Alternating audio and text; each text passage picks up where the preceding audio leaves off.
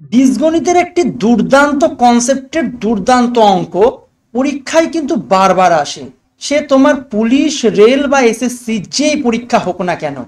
দেখো কি বলছে, x plus one by x যদি কে হয় তবে এই তিনটে জিনিস তোমার কাছে জিজ্ঞাসা করতে পারে।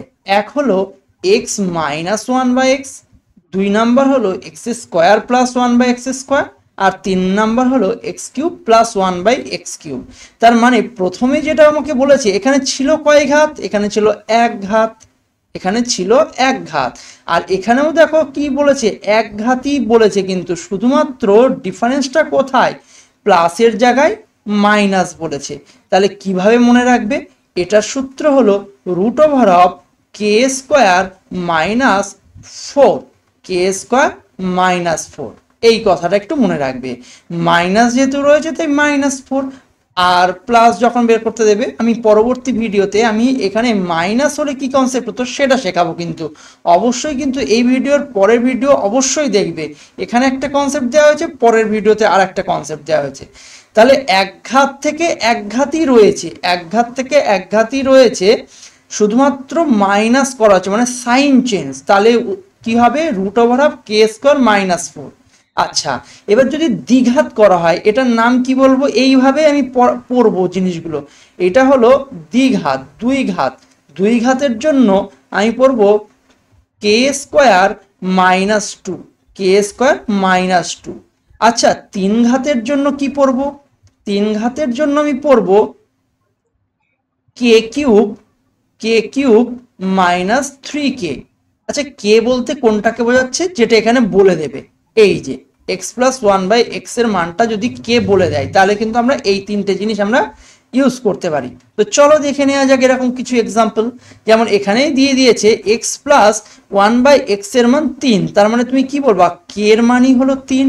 তাহলে তোমরাই বলো x minus one by x এর ভ্যালু কত হবে, তুমি বলবে root over of k square minus four. তাহলে এখানে কত দাঁড়ায় দেখা যাক, তাহলে আমি বলবো তিন ত্রিককে নয় মাইনাস চার ইজ ইকুয়াল টু, তাহলে কত হলো রুট পাঁচ। তাহলে একটা উত্তর হয়ে গেল। পরের উত্তরটা আমি বলবো কে স্কোয়ার মাইনাস টু, অর্থাৎ কে স্কোয়ার মাইনাস টু মানে তিনের স্কোয়ার করলে হয় নয়, মাইনাস দুই ইজ ইকুয়াল টু হবে সাত। আর এইটার ভ্যালু কি হয় বলো, কে কিউব মাইনাস থ্রি কে।